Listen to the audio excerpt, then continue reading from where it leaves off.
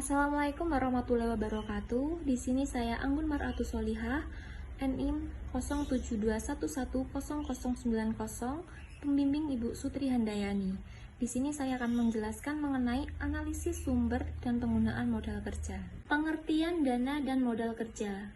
Nah, pertama, apa sih laporan keuangan? Laporan keuangan merupakan alat yang sangat penting untuk memperoleh informasi dengan posisi keuangan dan hasil-hasil yang telah dicapai oleh perusahaan.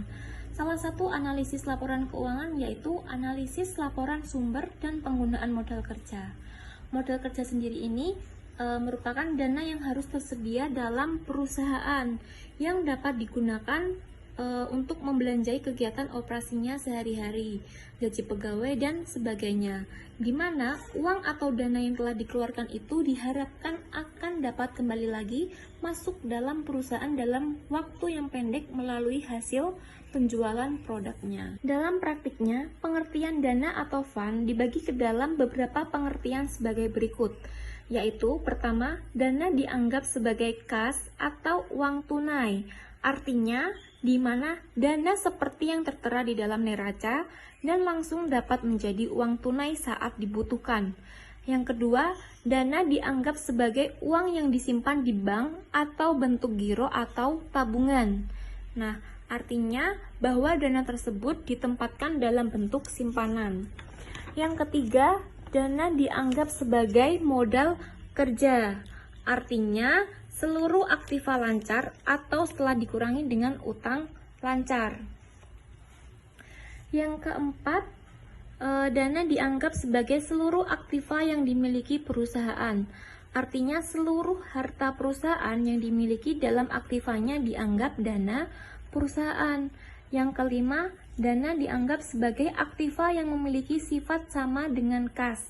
Artinya semua aktiva yang memiliki fungsi seperti kas dapat dikatakan dana. Analisis sumber dan penggunaan modal kerja merupakan analisis yang berhubungan dengan sumber-sumber dana dan penggunaan dana yang berkaitan dengan modal kerja perusahaan.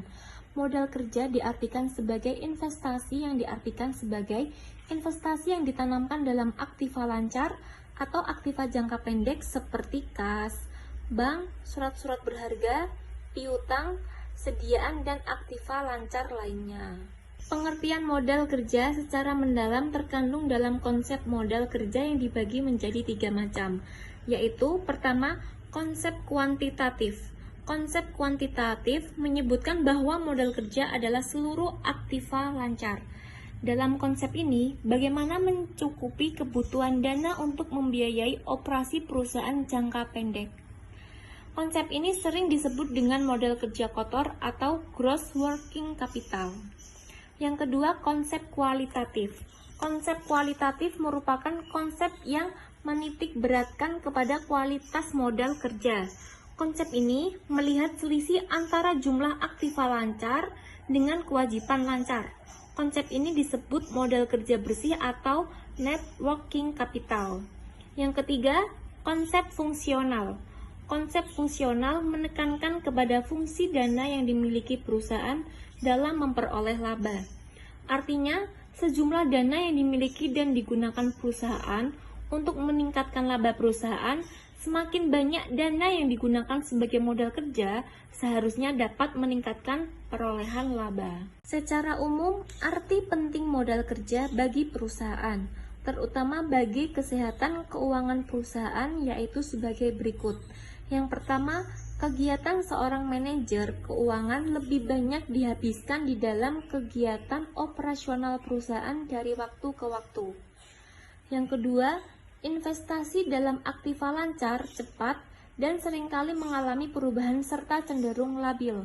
Yang ketiga, dalam praktiknya, seringkali bahwa separuh dari total aktiva merupakan bagian dari aktiva lancar yang merupakan modal kerja perusahaan. Yang keempat, bagi perusahaan yang relatif kecil, fungsi modal kerja amat penting. Kemudian, tujuan manajemen modal kerja bagi perusahaan adalah guna memenuhi kebutuhan likuiditas perusahaan.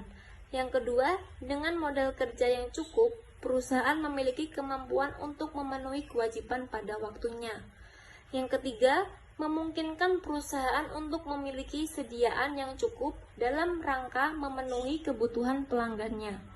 Yang keempat, memungkinkan perusahaan untuk memperoleh tambahan dana dari para kreditor apabila rasio keuangannya memenuhi syarat. Faktor-faktor yang mempengaruhi modal kerja. Ada beberapa faktor yang dapat mempengaruhi modal kerja, yaitu 1. Jenis perusahaan.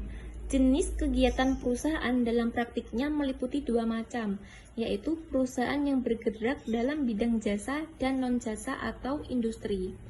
Yang kedua, syarat kredit. Syarat kredit atau penjualan yang pembayarannya dilakukan dengan cara mencicil atau angsuran juga sangat mempengaruhi modal kerja. Yang ketiga, waktu produksi. Waktu produksi artinya jangka waktu atau lamanya memproduksi suatu barang.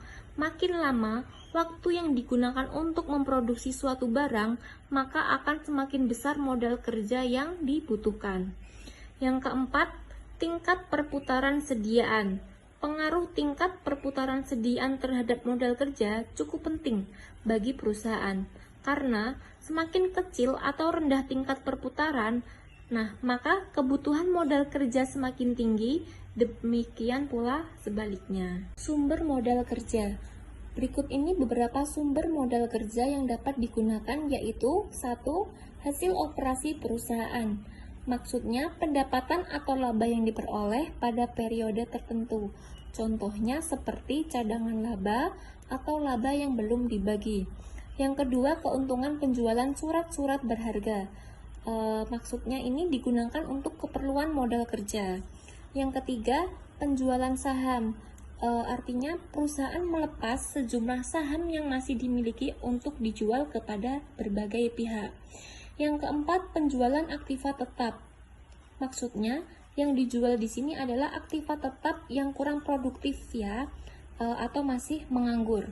Yang kelima, penjualan obligasi. Artinya, perusahaan mengeluarkan sejumlah obligasi untuk dijual kepada pihak lainnya.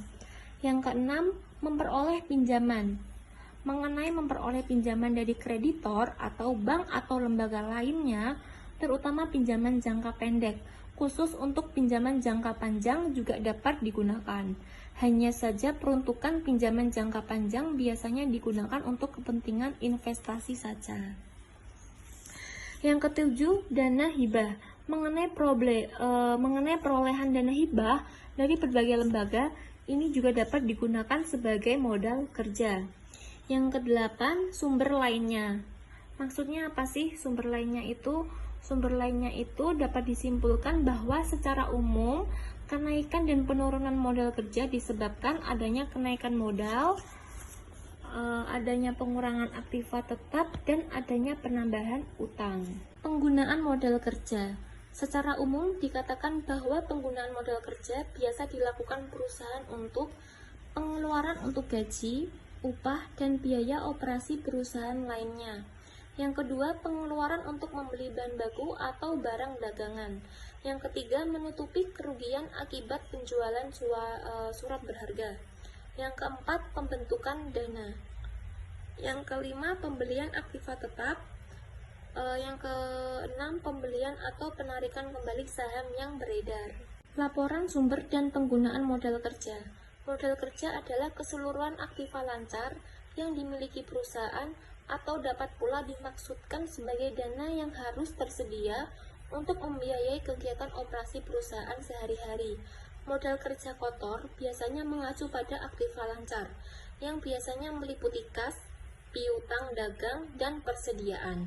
Modal kerja bersih biasanya diartikan sebagai aktiva lancar dikurangi utang lancar. Konsepsi analisis sumber dan penggunaan modal kerja.